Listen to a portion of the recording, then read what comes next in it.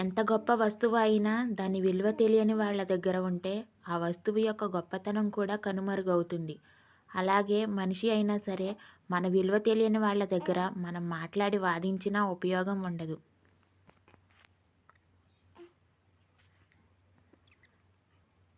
పంచుకోలేనంతగా బాధలను గుండెల్లో దాచుకోకు. పెంచుకోలేనంతగా బంధాలను తుంచేసుకోకు. ఎందుకంటే దాచుకున్నా తుంచేసుకున్నా బరువెక్కేది నీ గుండె అందుకే అర్థం చేసుకునే వారి వద్ద బాధను పంచుకో. ఆప్యాయతను పంచే వారి దగ్గర బంధాన్ని పెంచుకో.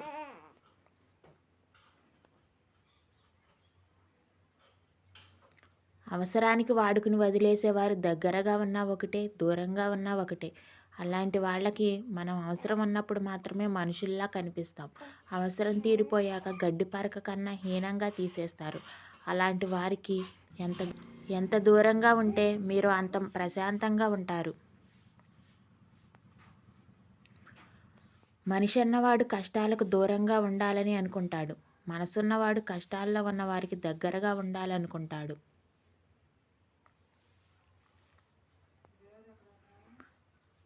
మనిషి నివసించే ఇంటిని మారుస్తాడు, నడుపుతున్న వాహనాన్ని మారుస్తాడు, చివరికి స్నేహితుల్ని కూడా మారుస్తాడు. అయినా దుఃఖంలోనే ఉంటున్నాడు. ఎందుకంటే తనను తాను మార్చుకోడు కాబట్టి. నిన్ను పట్టించుకొని వారి కోసం బాధపడద్దు. నిన్ను పట్టించుకునే వారిని బాధ పెట్టద్దు. జనం దృష్టిలో మంచి చెప్పినవాడు ఎప్పుడూ కూడా చెడ్డవాడే, చెడు చెప్పినవాడు ఎప్పుడూ మంచివాడే. ఎలాగంటే కాటు వేసే పాముకి పాలు పోస్తారు, కానీ నీడనిచ్చే చెట్టుకి మాత్రం నీళ్లు కూడా పోయరు. మనిషి అన్నవాడు కష్టాలకు దూరంగా ఉండాలనుకుంటాడు. మనసున్నవాడు కష్టాల్లో ఉన్నవారికి దగ్గరగా ఉండాలనుకుంటాడు.